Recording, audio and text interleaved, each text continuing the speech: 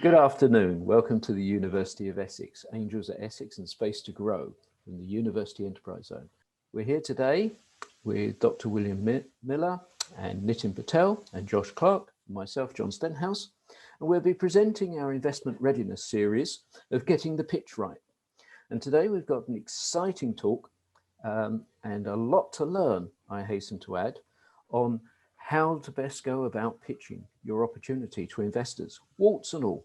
We don't hold back on the punches here. And effectively, by the end of today, you should have learned an awful lot. So I'd now like to introduce our two guest speakers today, which is Getting the Pitch Right, which is all about getting the pitch right. And the pitch is your opportunity to actually demonstrate to investors that you know what you're talking about and that you're worthy of receiving funding from those investors. It's quite important, let's put it that way. So we have with us today Dr. William Millar, who is a fellow from the University of Ulster and one of our entrepreneurs in residence. And we also have Nitin Patel, who is a fellow of Judge Business School in Cambridge.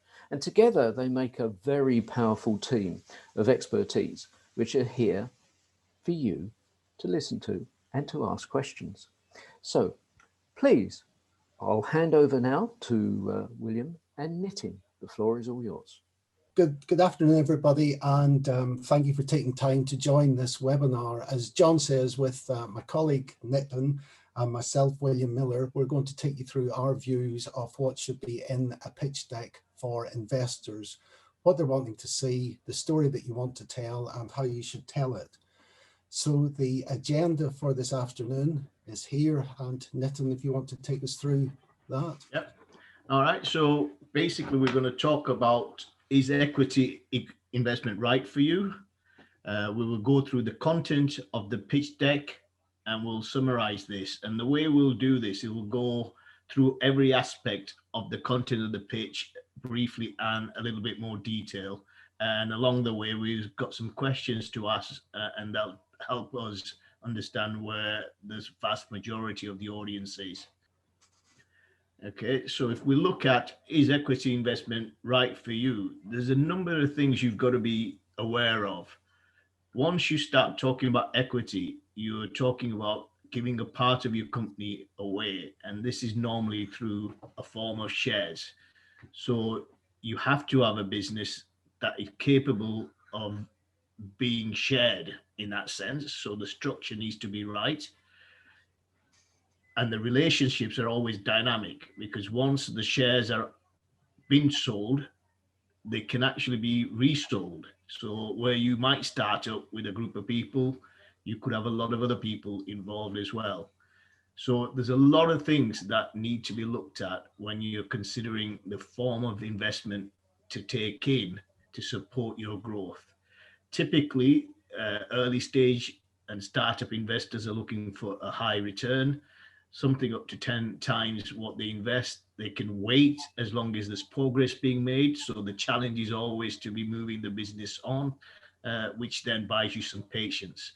And along the way, you should consider different types of things that can help get your investment a little bit easier to gain, like borrowing some money if you're in a position to do that, and also looking at the opportunity of taking grants. But be prepared, it's a long journey. Okay, and I think we're going to move to our first poll. We've got a question for people. Have you, as entrepreneurs, as well as equity investment, have you investigated other forms of funding for your business? Yeah, thanks, William. So you should see that on your screen now, and just like the poll done before, simple yes, no this time. And we'll give you around about 30 seconds again to get those answers in. Okay, brilliant. Thanks, everyone. So I'll end that there and I'll share the results. So as we can see, the majority have actually investigated other forms of funding. So that's interesting. And I'll stop sharing those and hand back to you, William and Nitin. Okay, well, we find that result interesting. So it's good that the majority of people have looked at other forms of funding. I think it's important that entrepreneurs consider other forms of funding, because quite often we find that an entrepreneur has thought that they're not really a true entrepreneur unless they're looking for equity investment.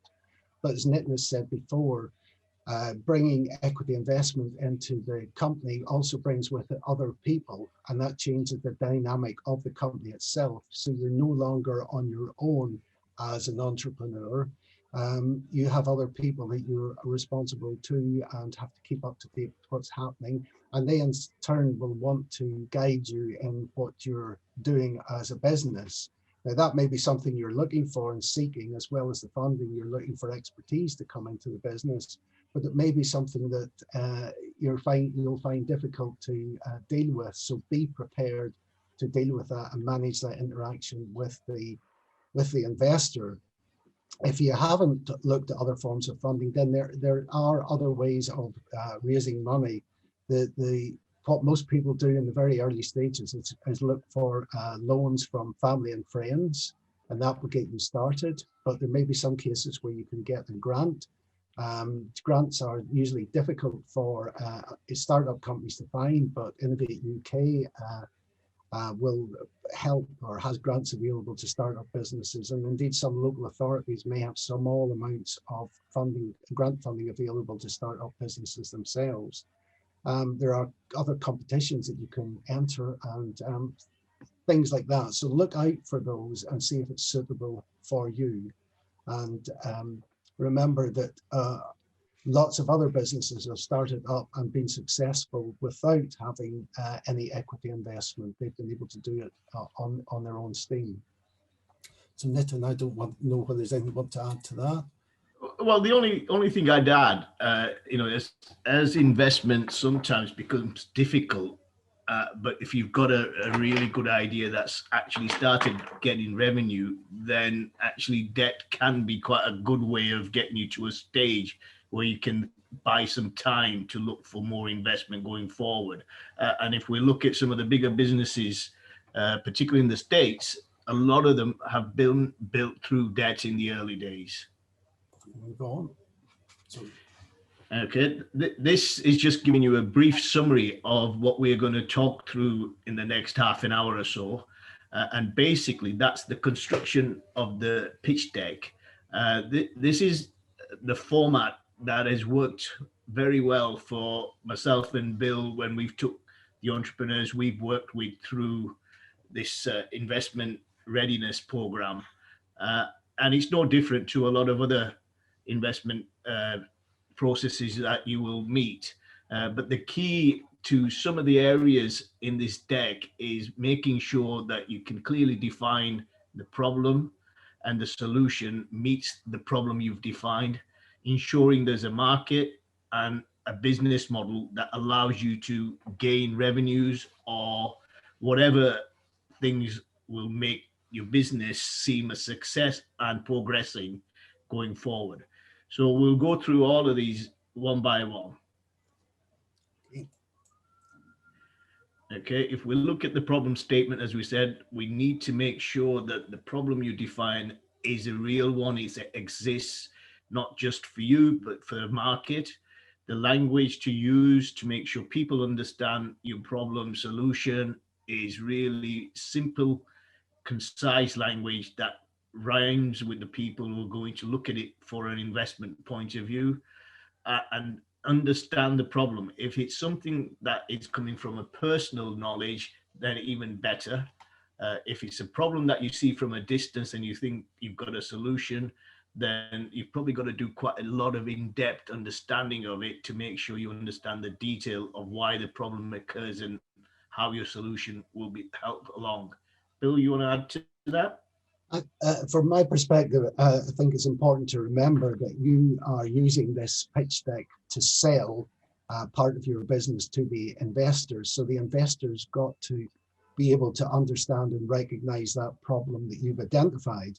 You as the entrepreneur may have looked at the problem and been developing the solution to it and really been looking at it from the problem space and the solution space, but the investor has got to buy into that there and understand that it is a real problem for which there's a real solution and from which a real business can be produced. And so make sure that the problem can be stated in such a way that the investor can buy into it, recognize it, and see that there is a business there. And in some cases, it may be an industry-specific problem and the investor's not familiar with that. So you've got to be able to lay it out in layman's language that they can appreciate. And it may be useful to put it into the experience of the end customer or the user of the solution. And so that if the investor can recognize it as a problem that a real person would have, then that makes it much more real to them. And once they start and can buy into that problem, then the rest of it can follow through. So moving on to the solution statement. Yep, as we said, one of the keys to providing the solution, it's always good if it's from an experience that you're an expert in, because then you will know the real detail about the issues that are being faced in solving these problems. It's easier to define the problem so other people can understand it. And as you said, the key here, particularly for a complex solution, is really to be expressing it in a way that people can understand. Because the more people who will understand, the more interest you will get from investors to look at it. Because at the end of the day, most of the businesses that are looking for investment are looking to grow. And the more people understand about the business, the bigger chance you've got of people engaging with it. Bill? So there's a fairly obvious statement to make here, but does the solution as expressed, does it link back to the problem itself?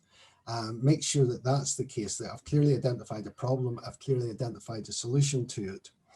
And if it's something that is technical, you might think you don't want to insult your investor by explaining topics which they would know about in their industry.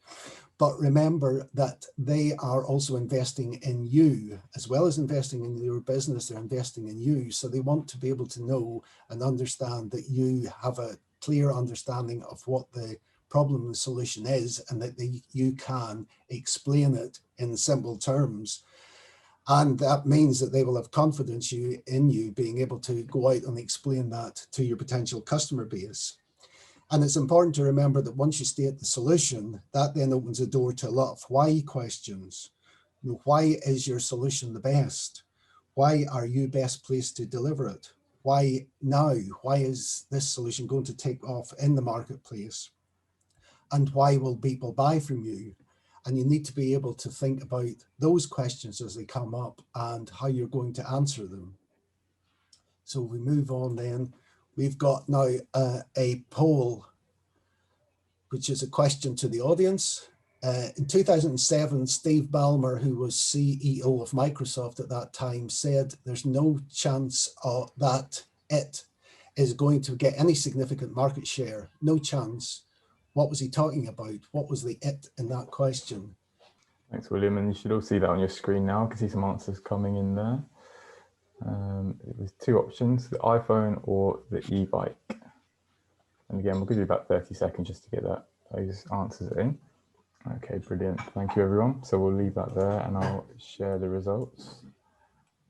And majority of people there, 92%, going correct with the iPhone. So I'll hand back over to you, William. Okay, so we put that question in because if you're an Apple aficionado, people like to point to it. Apple users and Apple diehards like to point to this statement by Steve Ballmer and say, look how wrong he was. Look how well the iPhone actually did. So sitting here now and looking back, you can say that Steve Ballmer was wrong, but what he actually was meaning at the time when it came out. So remember, he was speaking at the time when Steve Jobs launched it in 2007. And Steve Ballmer was looking at it as a product. And at that time, I think an iPhone cost about $600 or thereabouts, $500 to $600, when other phones cost around $100 to $200. So he was saying it was much too expensive for the marketplace. And, you know, it wasn't going to catch on because of that. It wouldn't have a big market share. And as a result, well, perhaps not as a result of Ballmer's statement, but anyway, Apple then went on and reduced the price of the Apple iPhone And they also then kickstarted the whole idea of bundling the cost into the monthly subscription. So it's important from that to recognize two or three things. One is that experts can be wrong. That's a true statement, but experts are usually right. And you've got to understand their reasoning for what they're saying. So it's important to be able to listen to them. But Apple also went on, changed the price and changed the whole pricing structure and the business model out of that. And indeed, they went on to add more features into the next release of the iPhone, which came out fairly quickly after that. So it's important also to listen to your customers and listen to what they're saying, even if you don't agree with it, but understand where they're coming from, because there probably is some gem of truth in there. And then you've got to be able to react to that to decide what you're going to do. Now, you may decide not to do anything, but you may decide to switch and do something else in order to make your product be more attractive in the marketplace. So Nitin, at this stage of your development, it's very important that you do listen to as many people who want to talk to you as possible. But remember, the choice of taking that advice or using it is yours, but always listen. Right, this is a real important part in understanding the investment side and where we go. So how much do you need? That's a big question that when you're looking for investment, you've got to really be clear about.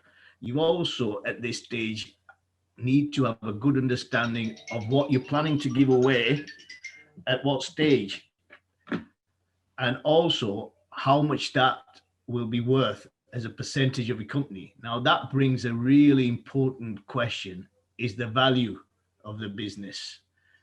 At that stage, you have to do a lot of work, a lot of understanding of the market you're competing in, the market that may not exist to a level of what you're providing, but you've got to be able to give a good reason as to why you think the value of your business is whatever you term it to be. And as a result, the investment will be a percentage of that value. So as you can see in this information, certain amounts are valued as 5%, depending on, again, the value of the size of the business. So really understand who you're competing in, who you're competing with, the size of businesses they are, how long they've been around. It's always easy to sort of come up with a value by saying, I'm as good as that guy. But the value only becomes real when someone gives you some money to invest. Bill? Yeah, I think that's an important thing, is when the business becomes up and running and is trading and is generating revenue and is fairly stable, then it's more easy to apply science to the valuation of the business itself, because you've got some numbers that you can work with.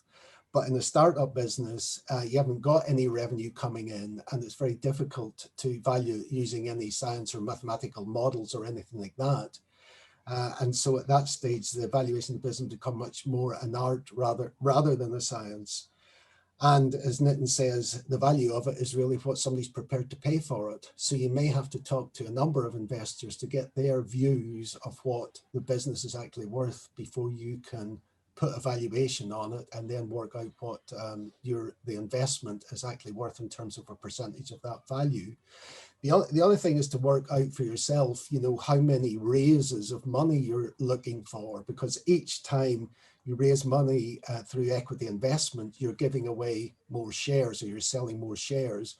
So it's important not to try and not sell too much at the early stage, because then you need to go back and ask for more investment later on. And if it's valued too high at the early stage, then it's difficult to raise money on a higher valuation later on.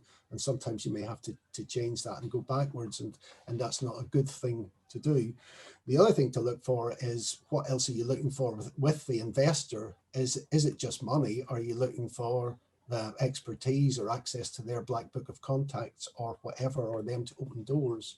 So think carefully about how your investment strategy, how many raises you're going to need, what that actually means in terms of time that was going to be spent by the people raising the money, what else you're looking for to come with that money. So moving on. Okay. As I indicated in the previous slide, it is almost important to know what you want the money for. And this is really reiterating that and saying you clearly have to have a plan on what you're going to do with the raised money.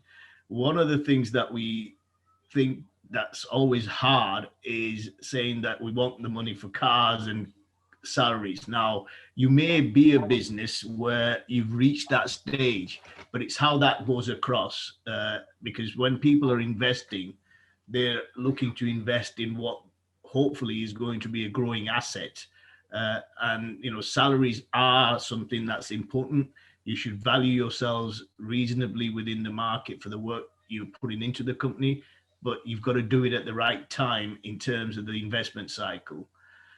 Certainly the key to looking and getting a good response to your investment is clearly having a good understanding of what the investment is going to do for you in terms of how it's going to help you move the business forward, whether it's going to help you acquire more customers at a quicker rate, give you an opportunity to catch with other people in terms of linking things together. So it's really important that you understand the money you're looking for and how it's going to be used. Bill? Yeah, I like to think of it in terms of building backwards. Where do I want this business to be with the time during which I'm going to use up that investment money? So I'm looking at what is coming out of the business, and therefore I can work backwards and say, well, what do I need to do to achieve that output? What then do I need to spend the money on to get me to have that output? So if you couch it in those terms, what is the investment going to do for the business itself? What's the outcome of that investment? Then that makes it much more realistic for the investor in that you know what you're going to do. You have got control of the business itself, and they will then see what their investment is going to achieve for them, because remember, they're looking for a return on that investment. If you look at it the other way in terms of we want some money to spend on salaries for our new business development people, we want some money for a marketing campaign, and we want some money to pay for an office or something like that, that tells me what's going into it, but it doesn't tell me what that's going to achieve, what's going to come out. And I'm much more interested as an investor in what's coming out, because then I can see how that is going to grow my own investment, because that's what I'm looking for. I'm looking for that return at a future date. So we move on. I think at this stage we have another poll, which Josh is going to run for us. Thanks, William. And so this time, you should see it on your screen now. This question is a little bit different. So which of these is the most convincing statement for an investor? So they're both on your screen now. But the first one is, we'd like 150K to pay my co-founder and my salary, as well as the rent on a new office. Or the second one, which is, we would like 150K to develop a new release of our app based on feedback from users and close 50 sales for £75,000 revenue in the next 9 months. And let's see, most people got their answers in now, so we'll end that there. So thanks for that, everyone. And we see 100% of people going with the second option there. So everyone going with the right I think answer. we gave you the answer before we asked the question. Okay, brilliant. But anyway, hopefully you see the point. Looking at what you're going to do with the money does 2 or 3 things. It explains exactly what's going to happen. It also shows the investor that you've got control, you know what you're doing, and that you can justify exactly why you need that money as well. That's much more convincing than just a simple statement of we need some money. Not that anybody would say that. Okay, this is the big part of looking at the investment from an outside point of view. What is the market for your solution? What is the market for your business? Now, there's a number of ways of looking at the market, and this is a very technical, traditional way to construct information in a pitch deck for the target market and where your opportunity within that target lies. And most people will be used to this. But one of the key things for a good business when they're engaging with the investor is actually doing their own work. And that's about, as well as knowing the big numbers, talking to individual people within that market where your solution could be employed.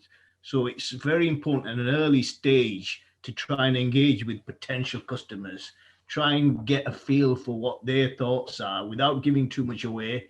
I know early stage startups sometimes worry about the information they have to provide people, but if you don't do it in a right balance, then you could get things that you'll need to modify later on in your path. So be careful not to exclude customers all the time.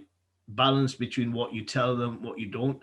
One of the things Bill will go through here is also how he likes to see this being built up from bottom up, rather than taking a big market and saying, I'm going to get 2% of that, and it totals up to $500 million or something. So Bill, do you just want to explain why it's important that they do the detail? Yeah, yes. I mean, it's fair enough and it's correct to look at the market size and the opportunity that there is there, because big markets are good. Bigger markets are better than small markets, but equally well, when you've got a big market, you may have lots of people playing in that market space. So it may be a crowded space to play in. So what I really like to understand is how are you going to generate the sales that you're going to generate? You know, who are the people that you're going to sell things to? So identify your ideal customer that is going to buy your product or your service, and then work out how many of them there are that you can see in your service obtainable market, and use that then to check the top-down analysis that you've done. So I've got a percentage of a market. If I build from the bottom up, identify my ideal customer, identify how many of those I can see and I can reach, and does that then equate to the percentage of market share that I'm going to obtain? And if the two match up, that's great. If they don't match up, then you need to think again about which one of them is wrong, and how does that impact the business itself. So it's a way of checking them both to see that they do marry up. So go on. Yep.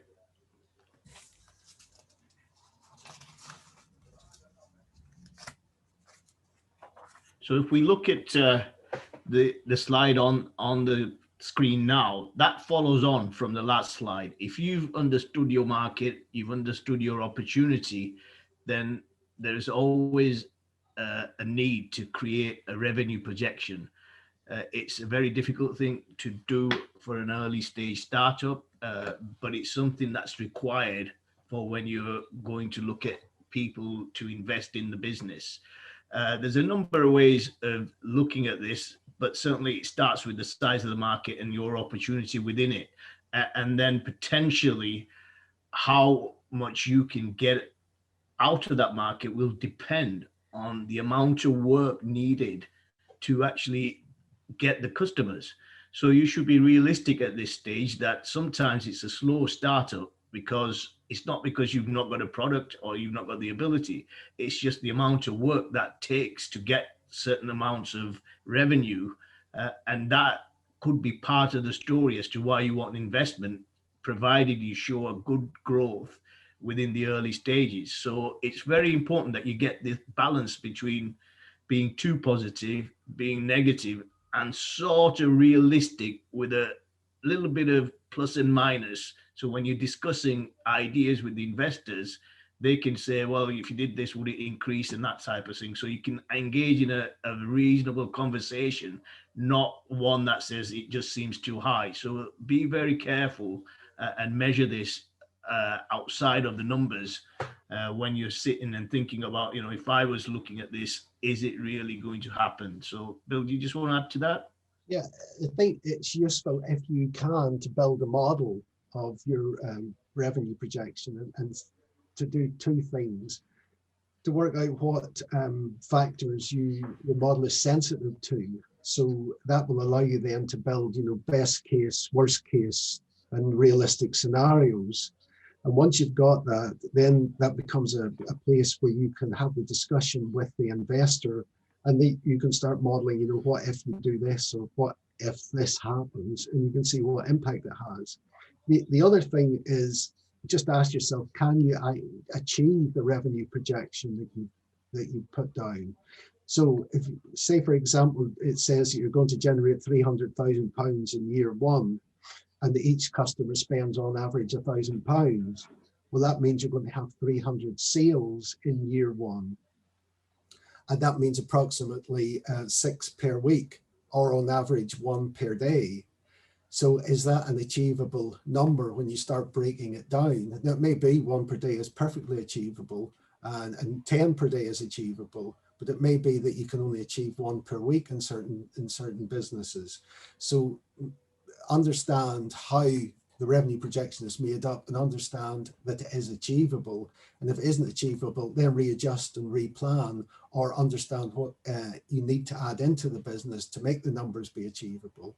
And using the model, using the what if scenarios, then you can be much more confident in generating your revenue projections and having that discussion with the investor.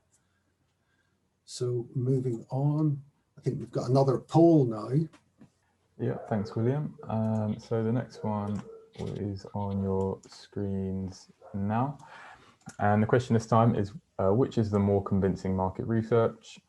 I asked 4 friends, my mum and my dad, and they said it was a good idea, or surveyed 100 customers, and so on and so forth. I will give you 30 seconds again, just get your answers in. Okay, we'll leave it there. Thanks, everyone. And I'll share the results. The large majority going with option B there. And I'll hand back over to you, William and Nitin. Well, we put that question, you know, deliberately to make a point, but we do, well, occasionally I've seen people who come along and said, the market research I've done is I've just asked a few friends, and they thought it was all a good idea. But while friends and family may be useful to generate cash and give you some money in the early days, they're not really an objective view of the marketplace. And so be careful, and whenever you're doing a survey of potential customers, make sure that they are realistic potential customers, and they're not just customers that you've selected for with a particular bias to them, even if that's unintentional. And I have known a business who got their first year's worth of orders from the survey that they did, because they asked the question, if this business existed, would you buy from it? And the answer was yes. Who is this business? And they got 1 year's worth of revenue.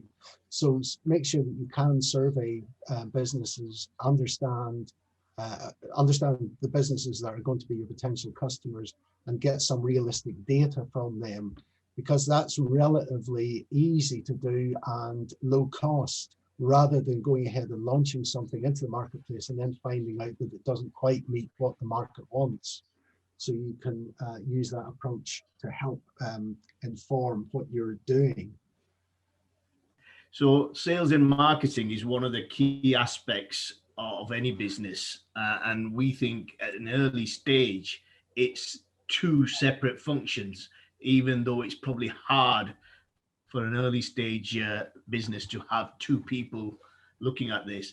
Marketing and understanding the market is really a key to all the founders and members of the early team, because really knowing your market, understanding what your capabilities will add to an existing market, or how it will take away competition, is very important. So marketing in its basic form is not about PR and advertising. It's really about getting to know the detail of the market you're getting into. What makes people engage with companies within that market? What are the good and the bad of how other competitors do their business into that market, and whether there's a tendency for people not to like a way of the business that's done, even though that may be the traditional way because everyone in the market accepts it. So it's always hard to be the one who's going to break that market, or even very difficult to actually do that. So you need to understand what can change, what can't change, what people will accept as a customer, and that's all about understanding the market. Sales, on the other hand, it is really where the business becomes real, and the hardest part in all the works and companies I worked in is actually getting money for the things you do. So if you can start getting money for the work and the products or the services you offer, then the sales is what we really need to be measuring, really understand what it's taking in terms of incurring that growth. Is it the behavior of the sales team? Is it what you've got as a product? What things need to change? It needs to be dynamic, because I think as you grow your sales, people will start looking at you and start looking, particularly if they're competitors, to see how they can stop you. So there's always going to be a challenge once you start getting into the realms of achieving sales. So it's very important that you actually keep a good understanding of how you're achieving these, what's the good things you're doing, what's the bad things. Always get feedback from customers. Cost is always an issue, but then there's a challenge that, you know, you can't maintain a level of profit if you go below a certain number in terms of your market price. So you've got to understand a lot of those dynamics before entering the market, because there'll always be a challenge for you to face in terms of those variables and questions against that. The other challenge also is the long cycles of certain products that take time to sell and get revenue from. And you've got to build that into your business plan. So, you know, you're not sort of after the first 6 months having to explain to the investors that it actually is a 6-month cycle to get a sale, and that's why you haven't got any. That needs to be explained up front. It needs to be understood. It needs to be balanced against the competition, so it's not something that's seen as an excuse when the numbers aren't coming through. But, you know, you have to be positive. You have to be realistic. There's no point in saying it's going to take longer than it is or shorter. So this is a big key, and that's why I think you really need to do the things in two separate functions within the business, and understand what it takes to understand the market, because understanding the market doesn't create the sale. The sale is an operation in itself. Bill? Yeah, for me, I mean, while it's probably an obvious statement, but marketing is money going out of the business and sales is money coming back into the business. So you want to try to minimize the money that goes out and maximize the money that comes in, but you've got to do both. So in the early stages, you know, appreciate where you're spending your marketing money, you know, and that comes back to understanding your customers and understanding who they are and where you're going to reach them, what the channels are that you're going to get to them, and then make sure that you spend any money that you spend very efficiently in going through those channels. And also look for low cost and no cost ways of doing the marketing as well. It's surprising if you put your mind to what ideas you can come up with in terms of marketing. And sales is something that has to happen for the business to grow, but sometimes you get the impression that entrepreneurs are reluctant to go and sell something because they've spent so much time developing it and fine-tuning it, and maybe it's not right and what have you, but it's important to get into the marketplace and start selling, because that's the way you get feedback on the product or service that you're producing. Brings money into the business, but also gives you feedback on how suited it is to that marketplace. So moving on. Okay, as you can see, we've sort of got a reasonably logical flow, and now once you've got the market, you've got the sales, you've had to do the analysis about the competition. This is where you really now got to understand what the competitors are likely to do once your business starts taking their market. So you've got to understand who your key competitors are, because within the market, there'll always be some companies specialize in one aspect of it, other companies more general, and target the competition. So you understand when you're facing the sort of decision as to whether the sale is going to come to you or your competitor, you clearly know that they're being compared as close as they can on the basics, like for like. Obviously, there's got to be something unique about your business for them to be able to buy it, particularly. And one of the hardest things is to actually take business away. Even though it can be a bad supplier, it's very hard for new entrants to the market to actually take market away from an existing supplier who's been in that area for a long time. So you've always got to understand the strengths and weaknesses and the culture and how they behave in terms of challenges from people who are going to sell in what they perceive to be their market. So always keep an ear open, get networking with the sort of people in that market to understand what the competition is doing, talk to other people in other businesses to try and understand how they're finding the competition generally, and be very open in terms of looking at what's coming towards you in terms of information. Bill? As well as understanding the competition, it's important to understand how you can keep ahead of them, and also how easy it is for them to move into the space that you're occupying. So that takes you into the whole area of understanding what the intellectual property is that you've got within the business and how you can exploit that. Now, people think of intellectual property in the form of patents, but you may have copyrights or registered designs or trademarks that you can have as well. And be aware too that just because you filed a patent and got it, that doesn't actually protect you from somebody else doing what you're doing. You have to be able to defend your patent and call that person out and see if they're infringing your patent as well. And that is a cost on the business. So the registering and getting the patent is one cost, being able to defend it is another cost.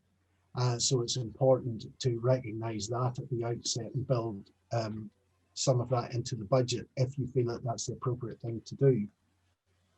And also, occasionally we see people who say, well, there is no competition to what I'm doing. And that may be true, but it's usually, you usually find that there is somebody somewhere who's doing something much the same. You as the entrepreneur may not know about it, but the investor may know about it. So always be very wary of making that statement that there is no competition. You'll make sure that you can identify people who are either directly competing with you or indirectly competing with you, and have the potential to pivot into your space. So moving on, we have another poll. Yep, thanks, William. And this time, the question's on your screen now. Which is the better statement on IP? Is it A, we've had UK and EU patents in place for our product, or B, we've thought carefully about our IP strategy and decided not to patent anything, as that will publish what we do? And again, we'll give 30 seconds for this one. Brilliant, thanks everyone. So we'll leave it there and I'll share the results. So this time we can see the majority have gone with actually having the patents in place over thinking carefully about the strategy. But I'll pass over to you, William, to explain that question. This question, there isn't really a right answer to it, because it will depend exactly on the circumstances in which the business is operating. So it may be that it's a good thing to have patents in place, because that gives an asset into the business, and the investor may find that useful and valuable because it protects their investment in some way.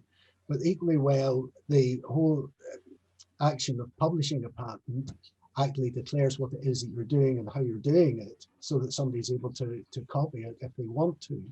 And so you may decide that you don't want to do that, and you want to exploit the first mover advantage in getting into the marketplace and not having IP protection in the form of a patent, but have the business protected because it's getting in there and it's rapidly moving to build up its market share. So it just depends on the business, depends on the circumstances, depends on what you are planning to do. Nitin? Yeah, I'm going to speed up a little bit. I think we're going to get towards the end. So if we go to the next slide, Bill. So the business model, this is very important, because this is how you create value from your idea. But if you think about the IP and what William said, it's also important on how you relate that to your business model. So IP can give you a little bit of time. It can give you an ability to sort of think a bit deeper. But if you don't have the IP, then you've got to get to the market. So you're first. So understanding what that will allow you to do and whether that then can be built into your costs, because IP and patents cost money, and they're upfront costs that you don't have anything for until you've sort of used them and made the product. So it's a challenging decision to make. But just as you see in the model, it's important that once you've created your business idea and the market, you actually understand how best to connect with the market to get value for your actual business, service, product. And there are lots and lots of different ways of doing this now, and there's lots of new ways that have come about through the internet and the way people work online. So it's very important, whatever you use, that you can clearly define to the investor, and also understand why people will engage in that more with you. So, a lot of people talk about services as software and getting money on a monthly basis. It's very important that you sort of understand why that's going to be the case for your product, and why people will engage, because the challenge also is the commitment if it's on a monthly basis. So creating the ability to understand what people will pay for you, and then how you will collect that money from them, is a very challenging piece of work to do, and more so now, because there's lots of different ways of actually being able to do that. Bill? Okay, well, I think in the interest of time, we'll move on. Yep. Okay, and this is not the last, but the most important part of the deck. Is actually making sure that you clearly get a good picture across to your investors about the team, how it's made, how the construction of the team complements the skill sets you need. It's always important that whoever's part of the team being able to provide skill sets at a very early stage. In our experience, it's generally better to have two founders at the early stage, because you need people so you can talk to each other when the hard times are there, and people who sort of understand. So it's key, not the biggest part of the deck, but very important to get across, because don't forget, throughout the presentation, people will be watching you as part of how you sort of do this and how your behavior is. And that is all part of getting the team's message across in terms of you being investable in. Well, yeah, I think that's something that we haven't touched upon really in depth, is that when a pitch is being presented and somebody's speaking alongside it, the investor, as well as gathering information about the business, is also gathering information about that entrepreneur. So they're understanding, are they speaking with integrity? What passion have they got for the business? What experience and knowledge do they have as well? And does that come across? Are they going to listen? Are they going to be coachable? And all of those things are coming across in a pitch as it's being presented. Entrepreneurs may not realize that the first couple of times they pitch, but that's happening as well. So moving on, another poll about competitors. Yeah, thanks, William. And that's on your screen now. So which is the better statement on competitors? All our competitors are rubbish, or we've identified our competitors and our unique value as, is that users can deploy our system without any additional integration. So either all your competitors are rubbish or knowing unique value add. And we'll leave that one there. Thanks, everyone. And share the results. So the vast majority going with the most suitable option there, I think. So we'll hand back to you, William. Yeah. So if you look at this is really trying to put everything back together in terms of this. The slide before that was about the current status. So it's really getting a good position in the deck towards the end, where you tell the investor exactly what stage you're at how many sales you made, how many customers you have, but it's really a state of the nation at the point that you are at when you're talking to the investor. But going back to the deck and the summary, you can see that the story we've told, it sort of flows through from where you started the idea to how you've had to work through all the different aspects of creating the idea into a solution, understanding the market, and really getting the in-depth information that when you go to ask someone for money, they clearly understand that you know as much as you need to know about this business for them to feel comfortable in giving you their money to use. So it's very important that you actually spend the time preparing on some of the key aspects and marketing and understanding competition, getting your solution in a format that it's easily understood, as some of the challenges that are very important to get right at an early stage before you get in front of investors. Bill, you want to spend a minute or so and then we see what's going on? Yeah, for me, the key point there is the middle point. Make sure that everything is self-consistent, that the complete story makes sense and that the numbers adds up, and that you can draw a line forward through this narrative story that you're telling and that works run backwards as well, and there won't be any inconsistencies. And the final thing is, remember that you don't have to sell to anyone if you don't want to, you know, so that's, at the end of the day, all of this is your decision, what you do with your business. So that's us at the end. Are there any questions, Josh? I suppose the question that we would ask you. Well, there is a question there from Tajana. Can a founder be added at a later stage? Yes, as long as the team, if there's more than one, agree, and that the founder, when he's coming in, actually understands what stage you're at. So the key here is for the original founder to make sure he's comfortable, he's happy in terms of how you divide the business up for the value the different founders bringing in, even though you have got the business to a certain level. So as long as, you know, if it's one founder, it's easy. If there's two or three of them, and then you want another one who may bring a different set of skills, but wants to be part of the initial founding team, then it can be quite difficult. Okay, and there's a question here from Keith Brady about where and how is it best to approach potential equity investors? And I'll answer this one. How is by getting your pitch and your presentation skills and everything up to its highest possible point of professionalism, and then to approach Space to Grow and Angels at Essex, where we have access to equity investors all around the world in virtually every sector, in fact, in every sector, because we're totally agnostic. It might seem a glib answer, but it's actually true.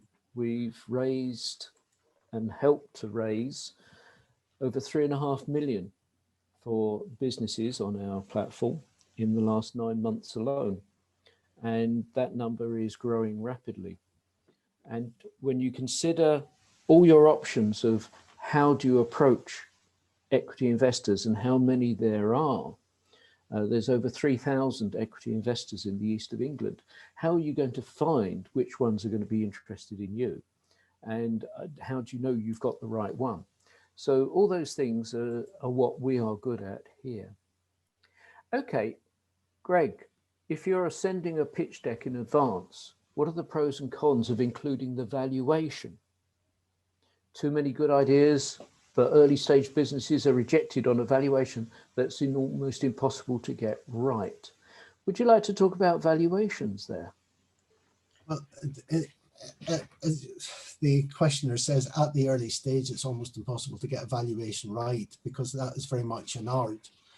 And so the thing to do is understand how other businesses that are like you may be valued or what they have been able to raise in other seed rounds. And that may also be a difficult thing to do, but you can put in that the amount of investment that you're looking for is X and the valuation is open to negotiation and discussion is one way of doing it. But let me add a little bit on that, because I think this is one of the real interesting topics for startups, and particularly when they think they've got an idea that is current in the market and they see other people talking about how much they value. The valuation is, to a certain extent, is a balance between what the market will accept and what you think the value is to you. And a lot of times this can be a really hard subject. One, because you've got a certain target in your mind, and two, because you've got to negotiate this, whether you like it or not, with the investor, particularly if it's the first time investor and you've not actually got any investors on board who've sort of set the target. So I would say know the market, know your product in the competition, and that will give you the strength to be able to talk. But it is really about understanding the market, the competition, how different you are, what aspects adds value to the customers that you do compared to what's out there in the market. And sometimes it just may be that you're a cheaper solution because of the way you've constructed your process. But then that's a good reason why you will grow fast and why you can say to someone, we're worth more, even though we do exactly the same thing. So understand your business setting, and that will help with the value. But it's always a judgment call, unless you've already got people who've set some investment in your businesses. And when we come on to valuations, if they are really a major problem, then consider convertible loan notes instead, because you don't need a valuation to raise a convertible loan note issue. We've got a couple more questions, and I think we've just about got time for this. This is an emotive one. Do you consider Amazon-based businesses overhyped nowadays? I think my answer to that would be no comment. But let's see what the panel think. I'm sort of think it's a great opportunity, people, to learn about how good their business is. I think in a way, it gives you a ready-made opportunity to start something up and understand whether your product, idea, or service is doable without having to spend lots of money up front. But on the other hand, you've also got to understand the way they work and how Amazon works. You know, if that sort of is a popular business and a lot of connections, then you'll find lots of other people. So I don't think they're overhyped. I think it's more about, can you manage, once you're on there, the situation you will face. I think that's very valid, very valid. There was a question, how do you contact Angels at Essex? It's simple. Email UEZ, that's Uniform Echo X-ray, at essex.ac.uk. Josh, would you like to issue the final poll, please? Yep, thanks, John. So the email address is in the chat there as well for everyone. So if you need that, please do get in touch. But just before we go, one final poll. And this one should be on your screen now. So do you plan to alter your fundraising strategy as a result of this webinar? Simple yes or no. And again, 30 seconds, and then we'll share the results. Brilliant, thanks everyone. So we'll leave it there and I'll share the results. So the majority said yes. So thank you to you both for sharing all that knowledge. So it's clearly been really useful for the majority of participants, and I'll hand back over to John. Thank you very much, Josh. I would like to say thank you everybody for attending today's webinar on investment readiness. My special thanks go to Josh Clark for managing the IT successfully, and for Dr. William Millar, and for Nitin Patel. Thank you so much for a very entertaining and interesting question and answer session there. And thank you to the audience for participating. Without you, we don't have anything to offer. It's like any business. A business must have customers, and you are our customers, and we listen to our customers. Rest assured. Our next webinar will be on is a week away, on the 1st of March, and it covers an introduction to legal documents for investors and founders, and is being presented for us by Seed Legals, leading experts on legal documents. So if you've got any issues or any concerns, or just want to know how it all works, then Seed Legals will be able to walk you through that process. Once again, thank you very much for attending. This webinar is now coming to a close. It will be available on YouTube in the next day or so, and we will be sending out links to it where you'll be able to see the slides and review what has actually taken place today. Thank you once again. I look forward to seeing you again in the future, and please have a safe journey if you need to make one. Be safe, be sure. Thank you very much. Thanks. Bye. Bye-bye.